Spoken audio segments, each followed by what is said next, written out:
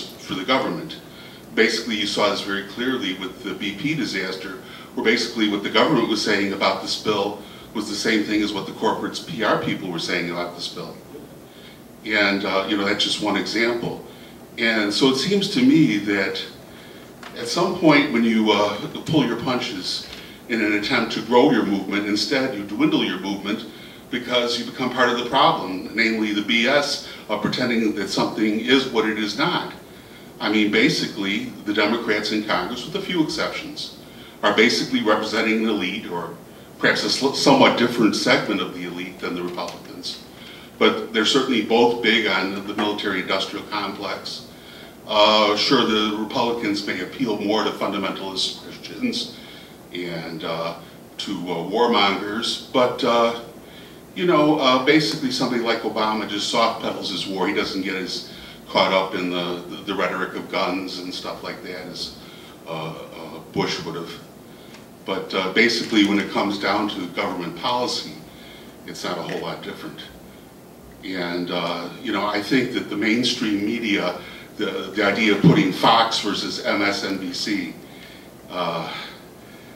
really even the MSNBC people pull their punches an awful lot when it comes time to criticize what's really wrong with America. I think you made a lot of great points there, and I don't think I would disagree with really anything. I think, I'll try to be real short here, I think the main problem with the Democratic Party today, I mean, they clearly moved dramatically to the right in the last 2 decades especially, but especially after the 1960s. But the problem with the Democratic Party, one of the big ones, is they've kind of become a catch-all for everybody now, because the Republican Party has gone so far off the deep end with all of this birther nonsense and government debt panels and socialism, and Obama as a Kenyan foreigner, terrorist, and you know, half of Republicans today are basically saying, well, you know, either he's a foreigner, or you know, we just can't be sure he's really a citizen. So when you're selling crazy on one side, all that you're really left with is, you know, one party to catch everybody else. So it's not surprising that we've seen a real strong move to the right. You have basically a corporatist party, and they're trying to incorporate now that, you know, this kind of blue dog type Democrat. They've been doing this for a while now. Basically, you know, these people would have basically been centrist or moderate Republicans or something, and you know, they're not really welcome in the Republican Party anymore.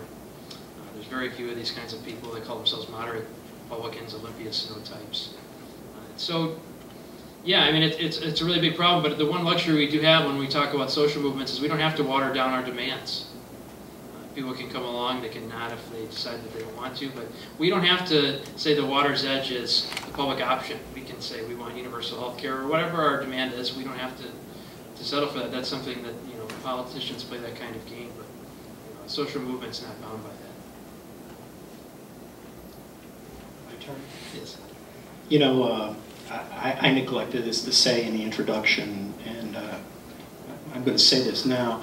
You know, Anthony's brought some of his books here, and we do need, this is another aspect of things, we need to support, and that's writers who have important things to say. So, you know, I invite everybody here to consider perhaps picking up a copy of his book. He did bring, what did he bring, about a dozen or so, 10 or 12? Right. Yeah. And I think they're a cut rate deal we got here, don't we? Or they're $15. $15. That's very, very reasonable. So, but with regards to your comments, you know, the one operative word that kind of resonated with me, I think, was you said, with regards to movement building, is the idea of sustainability. And I think going forward, as we look at a quote anti-war movement that's, you know, I'm being generous in saying it's on a respirator, you know, it's basically dead. I had the opportunity, those of you that have been here before, you know, we have been kind of plugging the U.S. Social Forum this spring on up until the June event itself. And I did go there. I don't know if anyone in the room also was there. Okay. And yeah, that's right, Lauren, you were there. And you know, one of the things that I was struck by, and this was my own little way of doing a study, if you will, was while I was in Detroit. This event lasted for 4 days. And one of the things that I did in the evening, because essentially they were done by about 5 o'clock. And you know, you could get back to your hotel and turn on the TV. Oh, for 4 days, this is Cobo Hall. This is like akin to our McCormick Place. I'm going to guess that there were in excess of 20, 25, 30,000 people that were there. Now, you know, we could walk out of this library right now and walk down the street and there might be an ABC News truck because Mrs. McGillicuddy's cat's up in a goddamn tree somewhere, right? That gets attention. I'm at an event that has thousands upon thousands of people and literally at least 1,000 grassroots organizations. There were 1,000 separate events there, like things like what we're doing right here. Multiply this times 1,000, but in some of those rooms they had 400 people. There was not a news truck in 4 days from the local Detroit, ABC, NBC, Fox, CBS affiliates. I went out of my way to look at national media. I think there was one like 30-second shot on CBS, maybe on the 3rd day or something like that. I mean, essentially it was a non-event. So, you know, this is what we're up against here. I mean, essentially this system is out there to, you know, shut us down, and I think effectively they have.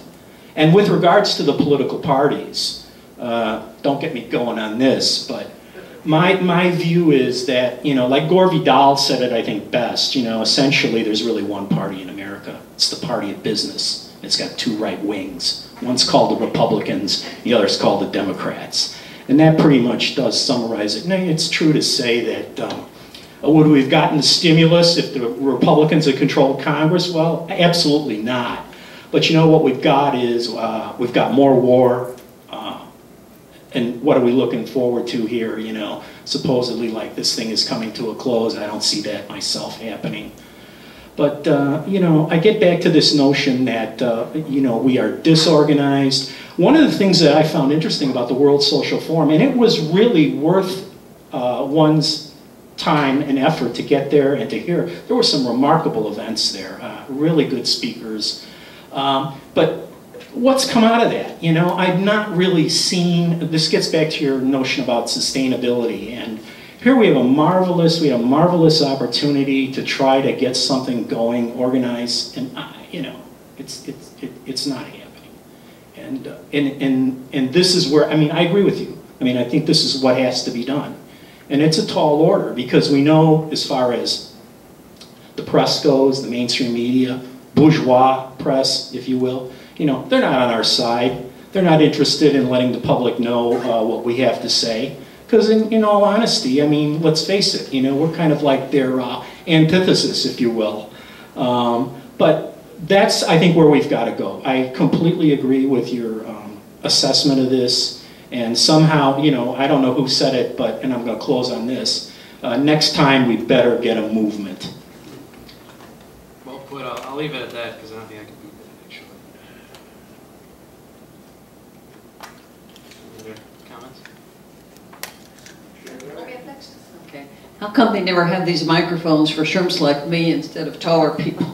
Anyway, yeah, I want to bring you back to the culture of apathy, and you were sort of getting on the case of the American people for not really digging in and finding out more of the truth, or what we perceive as a truth. Thank you. Oh, you're a sweetie. Thank you. But anyhow, a whole lot of people now are unemployed, working 2 or 3 jobs, both the spouses working multiple jobs. They just don't, there's a time factor there. I think we ought to take that into consideration, and, you know, not clobber the great American people so much for not diving in and finding independent sources and spending a lot of time on the internet, and what can we do to improve the situation in view of that problem? Thank you. Yeah, no problem. Great points. I blame myself more than anybody else I know for not educating people, because I have all the resources. So this is the kind of, I think, might be the most important point of the night, the way you just brought up, which is what about the time factor? You have so many people working so much longer hours for less pay. It makes it a lot harder to become organized and informed. That's a really big part of it. Another really big part of it too, though, I mean, usually there's always a lot of factors involved. That's one really, really big one. But another big one is that people are actively also being manipulated. So if you look at young people, when we talk about apathy, this is always a problem I have with my American government students. They don't want to talk about politics. They're insulted that I expect them to read books. They think, well, you know, we had to talk one day about apathy. It was the discussion of the day. We had a whole discussion about why people like to listen and watch news about Britney Spears so much that they don't care about whether, you know, their parents are going to have a job next week because of budget cuts or something in Illinois. And a big part of it is this whole, you know, culture that's been promoted in the United States, and I call it the rise of this kind of celebrity junk food gossip news. You've created a whole false consciousness here based upon socializing the young, particularly people under 30, that you don't have to care about politics because it's not cool. Care about Britney Spears and whether Jessica Simpson's 30 pounds overweight or something. You should follow TMZ or whatever these other sites are that do this stuff. And you find that people who are under 30, big surprise, they're the ones who blame themselves for not following politics. They say, it's my fault that I watch all this stuff. I just shouldn't watch it, really. And people who are over 30 who didn't grow up with this stuff, this whole idea of the celebrity news culture, they blame the media. They say, this garbage wasn't around before, and now it is. And, you know, this whole false consciousness now, people think that these things are important. They're not important. So, I mean, the time thing is a really huge factor, but I would also stress that there are a whole lot of people in a lot of other countries that are a lot worse off than us, and they do a lot more. So when you talk about the country of Bangladesh being shut down because workers are so angry because the government's not following through on its promises to raise wages, they have it a lot worse than we do. And they're a lot more together when it comes to activism. This idea of riots throughout Eastern Europe and these massive demonstrations throughout Eastern and Western Europe and Greece and Spain and the UK, people are becoming active, and it's oftentimes people who are far more desperate. So I completely agree. I mean, there's these structural factors, and they're really important, but relative to the other people, we still have a lot better off, and we ultimately can't at the end of the day say, well, you know, it's Barack Obama's fault. Why doesn't he just represent us better? We need to force these people to do it. They're not going to do it on their own. He's a millionaire. He's going to represent millionaires' interests. It's to be expected. You're socialized as a millionaire, you're going to represent your own interests. So we need to keep in mind that, you know, things can always get worse, and we can always be more active too. Yeah, I'd like to really build and expand on the points that you've just made, which is as somebody who's come from overseas, and I've been here about 7 years now, and only got cable about a month ago, so I didn't even have the 24-hour news channels, and I soon realised that compared with what I was used to, that I would get really dumb if I watched the news that was available on American over-the-air channels. And so I stopped doing it because, you know, even if you take out the celebrity culture, there's so much that's PR driven, like, oh, some new shop has opened in Chicago. In what bloody planet is that news? And it seems to me that there's just, apart from all the, you know, the ill will, if you like, and that side of things, it's just the effort to fill the news hole as cheaply as possible. And, you know, we all know that there are problems with, you know, with news generally, and with newspapers and where people are getting information. But it's just, I think that this move away from news into something that is kind of entertainment more than news in a program that claims to be a news program has really softened people up to have this expectation that, oh, well, you know, we're not going to cover serious news. And I must say, now having got cable, I find myself watching France 4, because, or 24 rather, because it actually has international news, and it's something I'm missing. Because, you know, even in the mainstream media in Britain, where I'm from, there's just much better level of news coverage, of international coverage, of actual dissecting of background information. Well, it may be worse. I don't spend that much time in Britain these days, but maybe that's going downhill as well. But I don't think so, because there is the expectation that, you know, there are certain things, and, you know, there are obviously problems. But at least, as you were saying, if at least the mainstream media has something that resembles, you know,